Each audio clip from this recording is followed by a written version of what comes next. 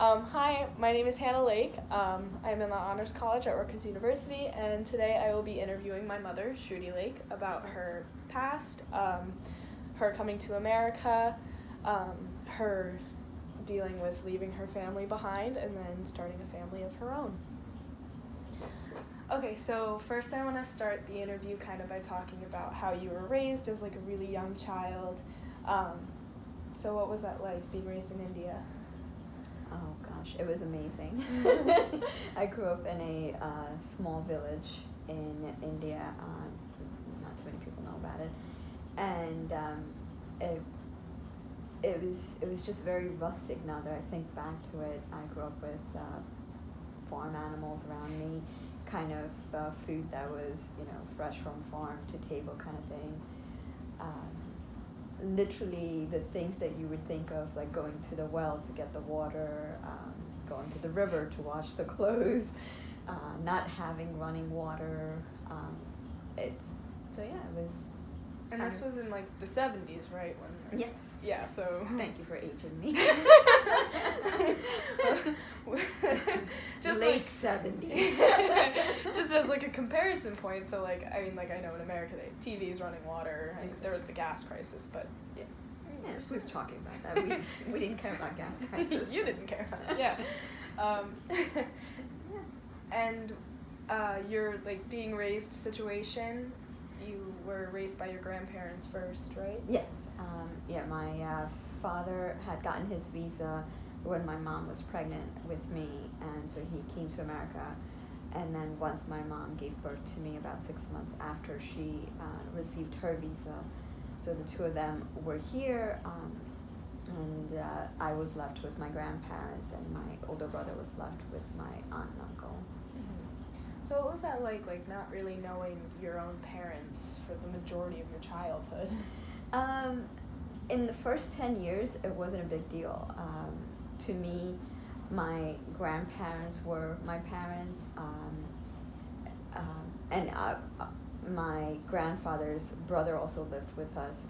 He was mute and deaf, so he kind of like took care of me. So, and it wasn't a big deal. Again, in a village in India, you're kind of raised in a family, extended family. So, not having a younger role model like mom and dad wasn't a big deal. It was just a part of my life, like it was normal to have. So it wasn't until I moved in with my aunt and uncle that it was like, oh wait, those are my grandparents, not really my parents. Yeah. And when you switched to living with your aunt and uncle, what was that like? That was a huge transition. I grew up with like I said, I grew up with my grandparents in a village, living off the land kind of thing. So when I moved in with my aunt and uncle, I was living in a city now as opposed to, so we had running water, no TV yet. We had running water, and you would get like milk delivery at home as opposed to actually going to the farm and getting fresh milk from cows. Yeah. So it was a huge transition because my grandparents, I was the only child. I was kind of spoiled in many ways. So moving in with my aunt and uncle, I was now living with not only their kids but my older brother. So we were becoming more of a family, but in a different way, and it was a huge transition. Mm-hmm. And like you said that was kind of when you started to realize that like those weren't your parents, those were your grandparents. And how did it feel like not knowing your parents now at this point that you kind of realized that you didn't? There were some abandonment issues, if especially because I couldn't understand at 10 why I had to leave my grandparents, who I grew up knowing as my parents. And it was because my grandfather was actually terminally ill. But as a 10-year-old, that was hard for me to get my head around. And then having my aunt and uncle there, who again, it's not like they treated me badly, it's just that there was a difference in the way that they would relate to me as opposed to they would relate to their own daughter. And so that's when I started realizing that, they weren't, that wasn't my family. It was my family, but not my family. Yeah, not your immediate. Yeah. And you were living with your older brother. He was living with your aunt and uncle as well. So when did you decide to come to America, like to be with your parents? I was around 14 years old when I decided that it was time for me to make that move. One of the biggest reasons was because I knew that I was going to get married off pretty soon, and I didn't want to not ever know my own parents. And plus, I had a younger brother who was born in America and raised in America, so I wanted to get to know him. And lastly, my older brother was abusive, and I wanted to kind of get away from him. So I figured moving to America at that point was the right moment for me. And what was that like coming to America on your own, like going through the airport? That's a long plane ride from India to America. Yeah, it was interesting because I couldn't speak English at all. So I remember going through customs, and I remember them asking me questions, and I just kept nodding my head yes to everything they asked. I have no idea till this day exactly what they asked me, and they would point to where I needed to sign, and they would just go, make a sign language to me, and I was like, okay. So yeah, that was a huge transition. Interesting part about that move was I fast on Thursdays. So when I left India, it was Thursday, hence I was fasting, and I didn't eat anything on the plane because it was still Thursday. When I arrived in America, it was Thursday. Still Thursday. It was still Thursday. So I couldn't eat anything. So I remember, coming to America at that point, starving, first of all, but the smells, it was, my parents lived in an apartment building in Jersey City, and I remember walking through the apartment building, and at least I didn't eat meat back then, so the smell of the food cooking, that meat being cooked, it just wasn't appetizing, and I remember feeling really, really disappointed, like, oh my god, I am starving, and this is how it's gonna feel to eat. Greasy. Yeah, it just burgers. And different floor had different smell, like somebody was cooking fish and somebody was cooking like beef or something, and I remember those smells distinctly. Yeah. Yeah. Yeah. And was it a direct flight to him? No. Gosh, I there was a stop in Germany, and Dubai, I want to say. Oh, jeez. Yeah, and so yeah, it was for a 15-year-old. Yeah, for a 15-year-old, it was an interesting flight. Yeah, on your own. On my own, yeah. Yeah. Okay, so once you were finally in America, what was it like meeting your parents for the first time? Most people don't have to go through that. Exactly. It was exciting, and I was nervous at the same time. I wasn't sure how they were gonna like me. You don't think about that, that is my mom gonna like me? But Do you like me? No. Sometimes I like you. You don't. I guess a normal child doesn't think about if their parents are gonna accept them, love them, like them. What are they gonna do to make sure that they love them and like them? So those were the feelings that I was contemplating, and yeah, it was just a whole different culture, not being able to speak English.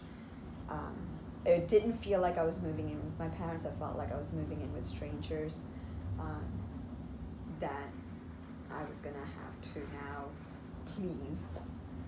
Yeah. In order to get love.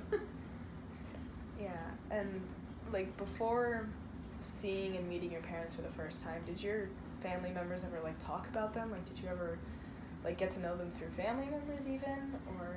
Not really. I mean, every once in a while they would come up in the conversation. They had come to visit us in India. My younger brother had to have a hair cutting ceremony at age 5, so they had come there for that. And then we had visited them a couple of summers. But summer vacations, like when you come from India, obviously the family takes you to different places that you want to see, and then before you know, it's time to go back to India. So, this was the very first time I was actually going to learn what made my parents the people that they are. So, never really talked about them, never really knew much about them. It's really just moving in with strangers. Yeah. It was. I mean, I think the most exciting part that I was looking forward to was actually getting to know my little brother. I was told all my life that he was a carbon copy of me, and sure enough, just a male version of taller. Maybe that's where you guys get your height from. Yeah, and then meeting your younger brother too, was that like weird? Was it like? It's really funny how quickly the two of us clicked. It was weird, but I think he was excited to finally meet his sibling just as much as I was excited to meet him and be with him. I remember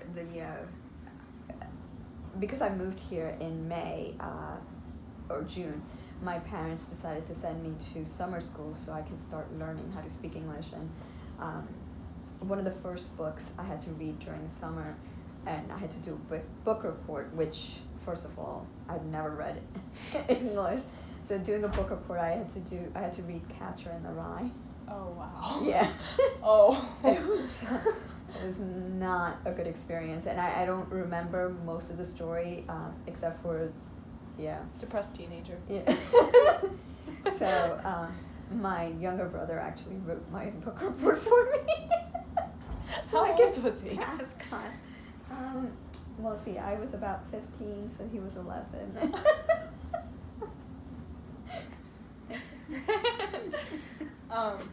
Yeah, Catcher in the Rye, that's not a great start for learning English. And I didn't read that until I was 16. Yeah. And I've been speaking English my whole life. Stuff. Okay, so how was it learning a new language? Because, I mean, you're in a completely new situation. You barely knew your parents. You clicked well with your younger brother, but you still didn't really know him that well. And it's a completely different place. So, just kind of that culture shock and learning a new language. What was that like? I remember not talking a lot. I remember becoming an introvert. And one of the things my parents did to help me learn the language faster is they made sure that in the house we couldn't speak in our own language. So if I wanted to ask a question, if I wanted to speak, I had to form a sentence in English, which at the time I felt like a punishment, but I think it was the best thing they could have done for me because I was then thrown into it. Going to summer school was very, very interesting. I was basically taking English 101 kind of thing, and I have a funny story about that.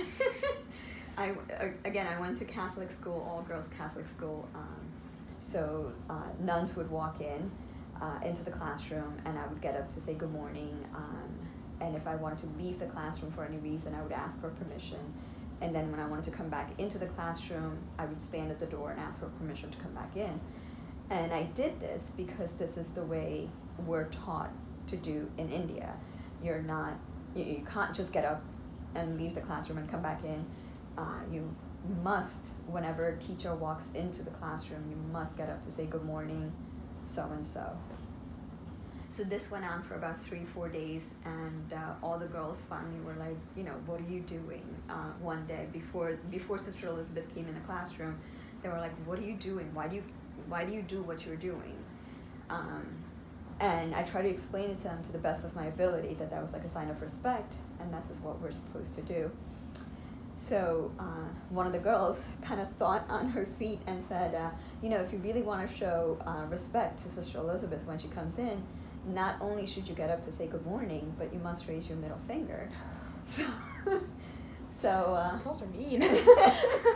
So when Sister Elizabeth came in that morning, I wanted to really show her respect. So I was like, instead of raising one middle finger, I'm going to raise both. So when she came in, I said, "Good morning, Sister Elizabeth." Sorry. And after she kind of recovered from falling over, I got taken to the principal's office. That's so bad. Oh my god. And they had to explain to me, a bunch of nuns, why that was bad and what that actually meant.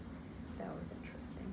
Yeah, so just culture shocks like that, where people were kind of like abusing the fact that you were new to it, and just learning like things around here and how it kind of flows. And so then, like, starting school, okay, so biggest thing, you don't have an accent. Like, did your parents have accents? Yes. Yeah, my father had a very thick Indian accent. For some reason, my mom had Indian and Irish accent. And I guess one of the main reasons why I don't have an accent is because the nuns would sit there and teach me how to enunciate things properly. So like there's certain words or certain letters where you have to click your tongue to your teeth, and we don't have to do that in India. So I was taught how to say t properly, the properly. They tried really hard with the V's and W's, but as you know, when I get angry, that kind of still gets messed up. Yeah, and so I just learning about like just the fact that you don't have an accent. All my friends always ask me about that. Like, wasn't your mom born here? I'm like, no. No, I'm also. I wanted to. It was one of the things that I had kind of said to myself that I wanted to just throw myself into this culture, into where I was, and just speak properly and formulate my sentences properly. And so I actually did not communicate with people that much because I couldn't. My sentences were always messed up. My verbs were in the beginning, and but yeah. So it was until I kind of gained confidence to be able to speak properly. I actually remember it wasn't until I was in college at Rutgers where I realized that I think I can speak the language, and the reason is because I remember having a dream. And this dream was entirely in English. And that was the first time I think I dreamt in English. And I remember getting up and being so excited, like, I think I'm going to talk today. You're finally going to speak, wow. Yes. Yeah. Also, like, by immersing yourself in American culture, which it's very, like, consumerist, especially in that age where it was just, like, buy and, like, malls and 80s. Like, did you ever find yourself losing your, like, Indian culture, like what you were raised in? Did you ever find yourself kind of maybe forgetting about that or trying to pull away and distance yourself from it? Absolutely.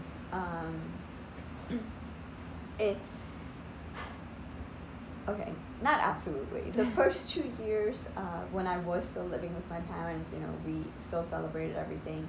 It wasn't until I left my family that I had completely distanced myself from my culture for many reasons, and I had to later on, much later on in life, I had to figure out how to come back to it. Yes. Yes. So I guess that kind of brings us to that point. Like, what really led up to you leaving your family? So as I mentioned to you before, I left India because my older brother was abusing me, one of the reasons. And a few months after I moved here, my older brother decided to move here. And I did not want that cycle to continue anymore. So I remember going to my parents and telling them that, you know, my older brother was doing things that I did not like. And my father, I believe, had a talk with my older brother. But I also remember my mother coming up to me. Now, remember, I was fresh off the boat. I'm trying to impress these people that are new to my life right now. And my mom came up to me and said, "It's your fault. If you didn't act the way you did, if you didn't dress the way you did, then he wouldn't do the things that he was doing to you." And I didn't realize until, again, much later in life, what an impact that statement had on my life. Because once we resolved that situation with my older brother, unfortunately, soon after, my father started abusing me. I don't think my father ever saw me as his daughter. You know, I was a 15-year-old young girl going through puberty, and I don't think he ever, you know, so yeah, he was abusing me. And again, after 2 years, all I kept saying to myself is, okay, you're 15, you're gonna go off to college in a few more years, it'll all be better. But I knew I had to finally say something, and I said something to my mom again. And you know, she was upset. She didn't want to believe me, and she didn't believe me. She confronted my father, and of course he denied it. And I knew that it wasn't ever going to get better. That this was my life. I had to accept it, and I did accept it. And the only hope was, okay, one day I'll be married, and maybe that family will be different. So when I moved to Rutgers, I was at Douglas College, and I remember having just a night in with my roommate and my floor mates and everybody, and we were just talking. And I don't know what led the circle to start talking about their family situation or whatever that each girl was going through, and everybody was sharing their stories. So I shared my story about my father, and one of the floor mates, she lived across from me, she kind of took me aside afterwards and said, "I hope you realize that this isn't normal. What you're experiencing is called abuse, and you need to see somebody, you need to talk to somebody." And forever I'm thankful for her, because she took me to school psychologists and counselors, and they talked me through it. And finally, in sophomore year of college, Christmas break, Thanksgiving break actually, I had made a decision after receiving therapy for a year that this was going to be it. I remember going home for the last time, and I knew that was my last time. And I was kind of saying goodbyes in my own ways. I pulled my younger brother aside, and I told him that you're going to hear things, and they may be good things, they may be bad things. I'm going to be saying things, family's going to be saying things. I don't know how they were going to take it. But I told him I loved him very much, that I wanted him to know that I was always going to be there for him. And he asked me what's going on. And I said to him, I'm not able to share a lot with you at the moment, but I'm going to tell you that you remember what we talked about with the older brother doing what he was doing. And he said, yes. I'm like, well, somebody else in the family is doing a similar, even worse thing to me, and I need to take care of it. And he understood, and luckily for me, he didn't say anything to the family, because I was afraid he was going to tip them off. So I basically spent my last Thanksgiving gathering as many things as I can without raising suspicions, and that was the last time I saw my family. Sorry.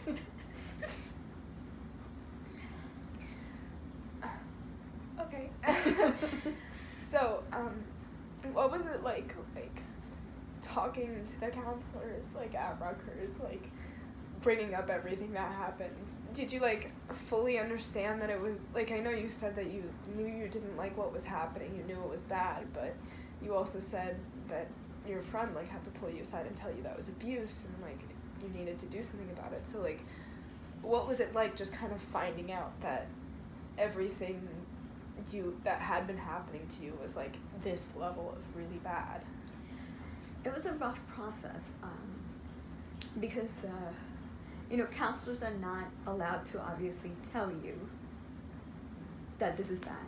They have to lead you to it, and so there was a lot of talking. And I remember there would be a lot of silent counseling sessions, because I just didn't even know what to talk about, because I didn't like it, but it was a part of my life. And my family was a huge part of my life. It was my entire identity. It was everything. And I knew that if I verbalized things, that ultimately that would mean that I would lose my entire life. Because leaving family as a young girl, especially back in those days, abuse was not something that people accepted, and I knew that my parents, first of all, I was worried that my parents' name would be ruined if other people found out, that their family name would be ruined. So that was one of my biggest concerns. And I remember being very, very upset about it, and upset about it with myself, because I was making the decision to ruin their life by choosing to leave them. So it was a conflicting feeling. Yeah, and so what was that process like? Because you left your family, but I also know that you got a restraining order on your father. So, like, going to court against your family, like... Probably the hardest and the bravest thing I've done. I was hoping that when I left them, I would be able to just leave them.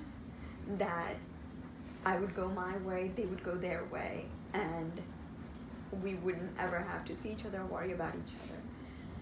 But obviously that wasn't going to be the case. My father had tried to pursue me. He tried to break into my dorm, tried to take me out. He had threatened me that he was going to send me back on the next flight to India. And I just knew that just wasn't going to happen. And unfortunately, the last time he came to see me at Douglas, he did abuse me in the dorm, which meant something had happened on Rutgers property, and Rutgers then took over when they found out through my counseling session what had happened. So I was advised at that point to approach Rutgers police, and there was a really, really nice detective at the time who later became a lieutenant here, Paul Temko. He took me under his wings, and he really walked me through the whole process. And he said, look, we're all going to be here for you, your counselors, your deans. They had to actually lock my file here at Rutgers because back then they didn't have the HIPAA policy that you're not able to share information and stuff. So I am very, very thankful for the friends that I had, for the advisors that I had, and definitely the police department. They really helped me file a restraining order. The part that was really tough is because, like I told you, that incident happened on campus when we filed charges. I didn't want to file the charges that were supposed to have been filed, first-degree assault, because then if he was convicted, he would definitely go to jail, my father. And I didn't want my younger brother to grow up without a father. Even though he was bad to me, he was a good father to him. And I didn't want to drag the family name through mud And so I reduced the charges from first degree to third degree, which meant at worst he might get a few days of jail time, some fine, and the restraining order would stick, and we would then be then I would be legally protected after that. Facing them in the courtroom, the toughest thing, my uncle came at me, my father's lawyer came at me, to a point where the judge had to pull me aside and ask me, do I feel comfortable speaking my mind in front of them? And I said no. And so he took me into the back room with just the two lawyers, my lawyer and his lawyer, and I was able to give my account of. And like, what was that like? Because I know you also said like this is your second language, so trying to like get it across, did that ever come into play? Like, was it difficult to kind of put this into words? Or Absolutely. For emotional reasons, English as a second language, yeah, it was. Even this day, I have a very hard time explaining exactly what he was doing. And to be able to say it to a judge and a lawyer and a bunch of other strangers, it was actually very, very difficult. I have a hard time. Yeah. So after like you finally left your family and you had the restraining order in place, like, I mean, you weren't alone. You had your friends at Rutgers. You had the people like who helped you with the whole process, but like financially, like almost emotionally, like you were kind of isolated. So like, what was that like? I knew I was gonna have to take some time off. That was a difficult decision, because my mother's last words to me at the court were, you're a failure, you'll always be a failure, and you're never going to be successful in life. So when I made the decision, because I had no money, that first Christmas break, some of the kids, they had an apartment on College Ave here, and one of the girls that I used to work with at the library, she had said that she didn't have a bed for me, but I could stay in her house, in her apartment, and I could sleep on the floor or her roommate's bed when the roommate's not there, until I can figure out what to do. And that helped, because at the time, Rutgers didn't have the policy that they do now. I feel like I've made a lot of changes. This is you. All the dorms would close, so I had nowhere to go. And so I was thankful for those friends that took me in, and I was able to, at Christmas break, stay with them. And then when the semester came back, spring semester, I sat down with my advisor. Again, I know that if it was now, if I was going through what I went through now, I would have much more financial aid support. Back then I didn't, and I remember my financial advisor saying to me, either you're going to have to come up with the money somehow, or you're going to have to take a break. So I had to leave school for 6 months. I decided to get a job, worked 2 different jobs, one as a nanny and one as a waitress.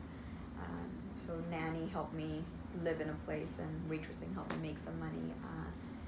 I remember there were days when I didn't have money to buy food, and I would have like a couple of apples, and I would borrow a glass of milk from the place that I used to live at, kind of figure out different ways to eat apple for a week.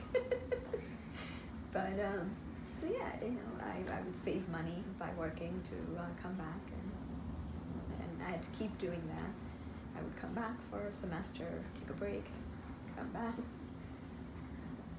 So, how old were you, like, when all this was happening? I had just turned 18 when... I just turned 18. Yeah, so, it was from the time I was 18 until I met Daddy at 24, it was rough years. Like I said, remember not having enough money or for food. I definitely was in a really great shape because I would be walking everywhere. School didn't take priority for me at the time then, because emotionally I was spent from not having family at all. I couldn't call them. I couldn't even call my family back in India, like my grandparents who were still living in India. I couldn't call them because everybody basically abandoned me. I remember calling my aunt who was helping my grandparents, talking to her, and she said, you've brought so much shame to the family.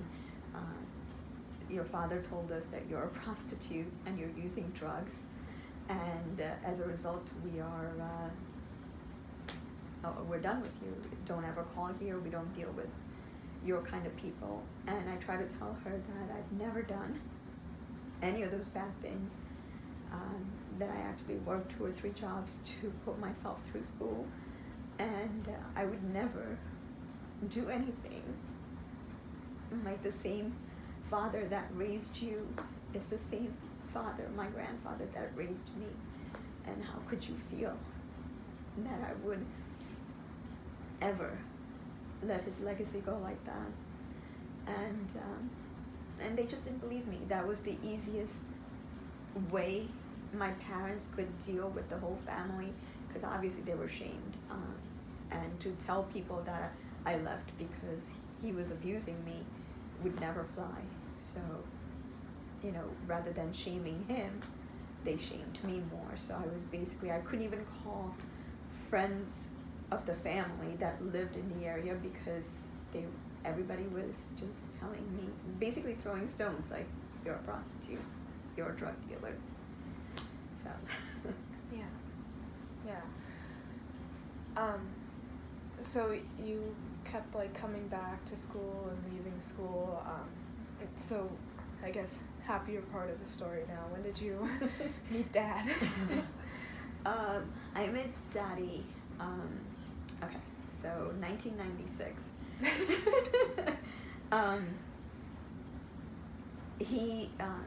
He was coming back to Rutgers actually to do his PhD, and in order for him to get into the PhD program, he needed to take some psychology classes,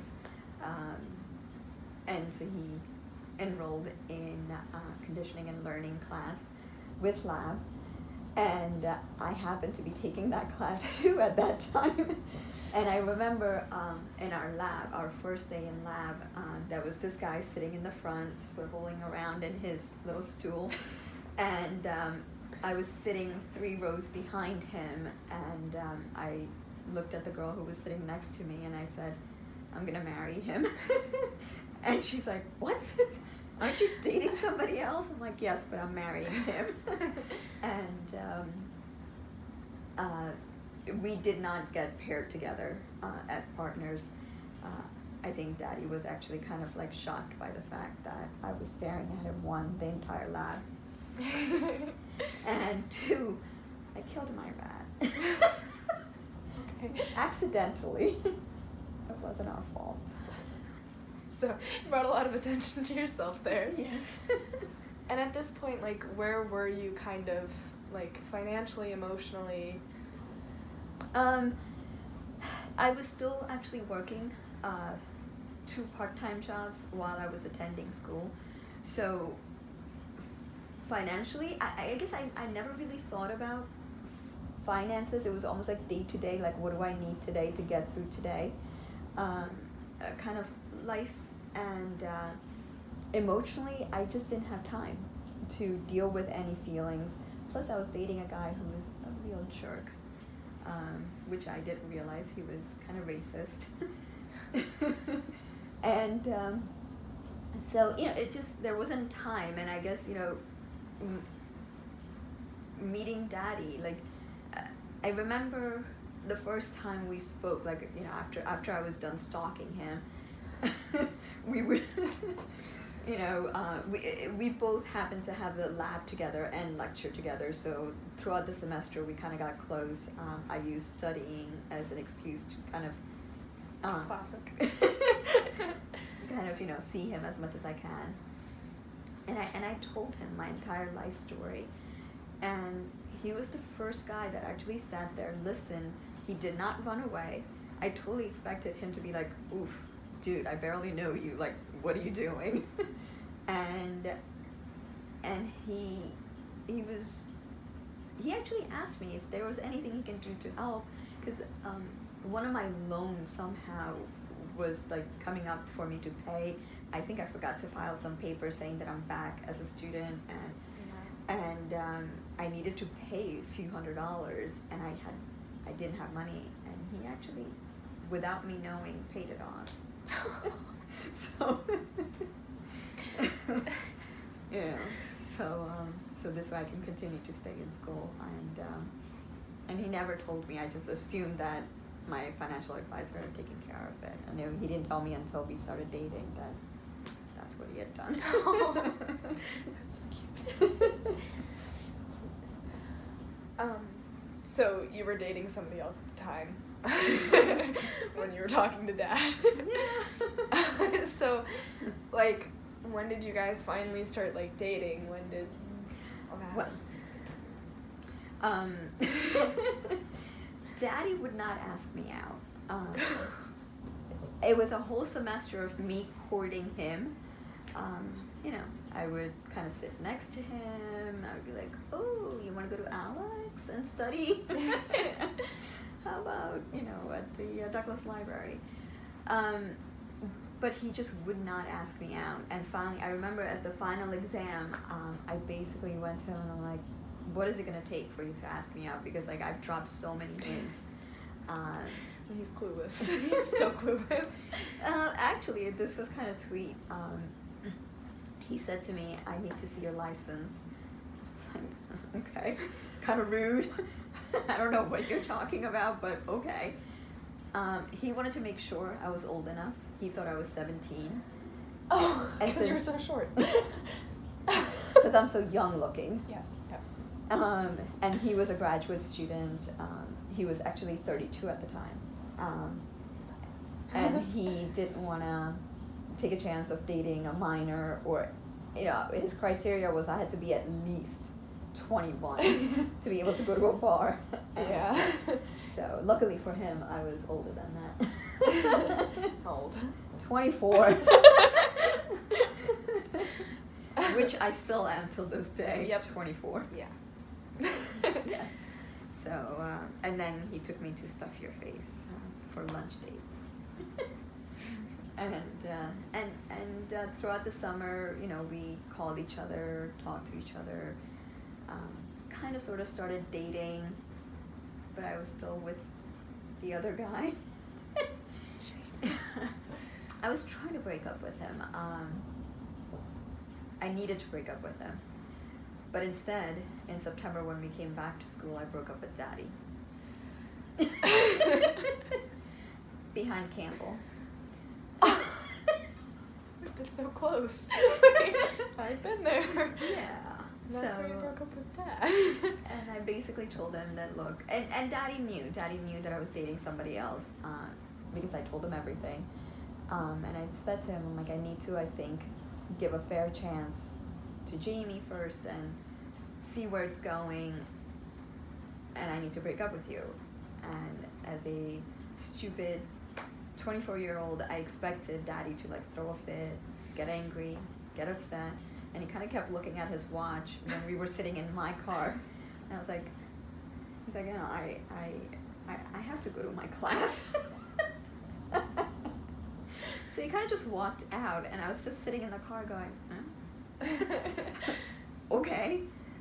I knew he had a class in Murray, and my class was in Van Dyke Hall that night. And it was boring, statistics class. I didn't want to be there. I kind of just got up in the middle of the class. I left. I waited outside of his class, and when he was done with his class, he comes out, looks at me, doesn't ask me anything, no questions, took my hand, and we started walking. And Rest is history. When would you break up with Jamie? That night.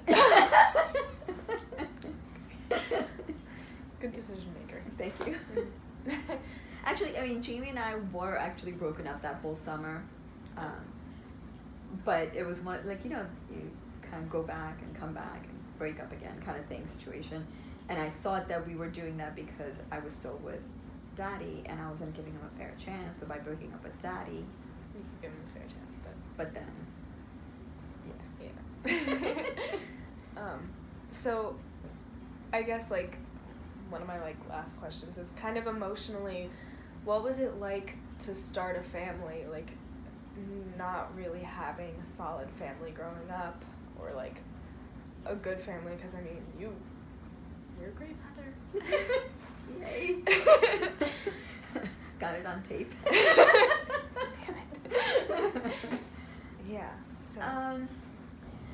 I was nervous and excited at the same time. Again, I knew I was going to marry Daddy. So one way or another, I knew sooner or later I was going to start a family. And his family Grandma was very, very nice. She took me under her wings right away. She was a mother that I never had. Grandpa accepted me into the family, and there was no judgment from anyone in the family. Everyone accepted me, all of his 4 brothers and sister, and so instantly, even before I got married, I had an instant family. I had all these big brothers and a sister that I never had, and like I said, yeah, it was, I think Grandma was more excited than I was when Daddy actually proposed to me. Finally. Exactly. And the whole wedding part, like, Grandpa walked me down the aisle for the Indian wedding. They both gave me away. So I never felt, like, for the first time, I had everything that I wanted, knock on wood.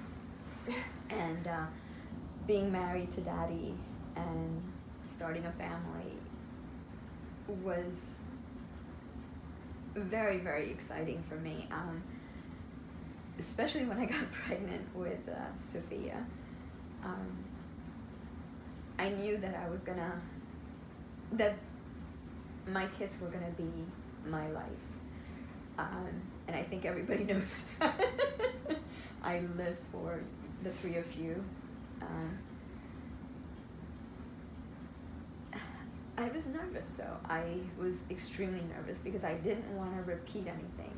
And one of the things I learned in counseling was exactly that. I had to learn to break the cycle, and that's what I was taught in counseling. Like, first you verbalize the abuse, accept it, and then break it. You're never going to know if you actually broke the cycle until you have the kids and you go through the process. But I didn't want to mess it up.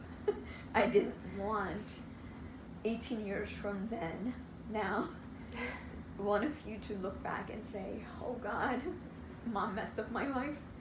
So I did everything in my power. When I would get angry or upset, I wanted to make sure that it was for the right reasons. I never wanted to lift my hand in anger. If I did, I'm sorry.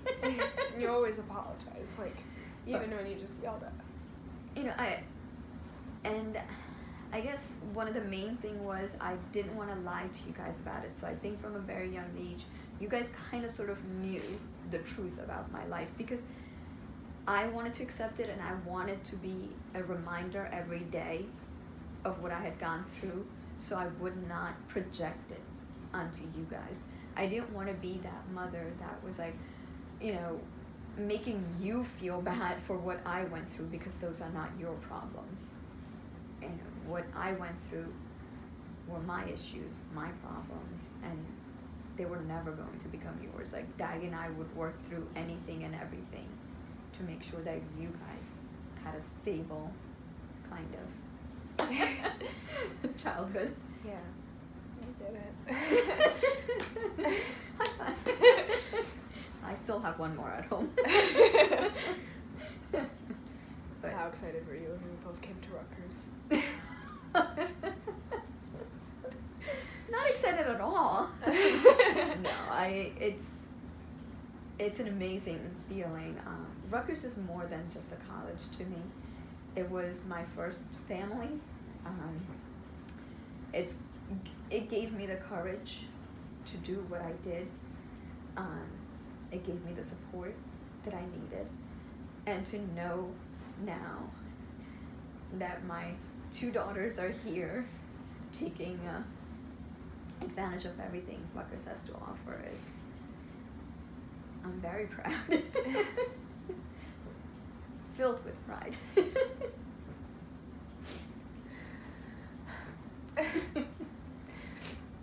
I know it's hard. I'm sorry. Thank you for, of course, talking about it.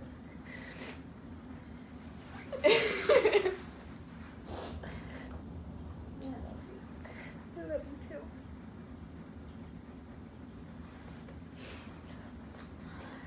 That was emotional. Bye. Thank you for listening. Sorry for the tears. If you don't cry too, well,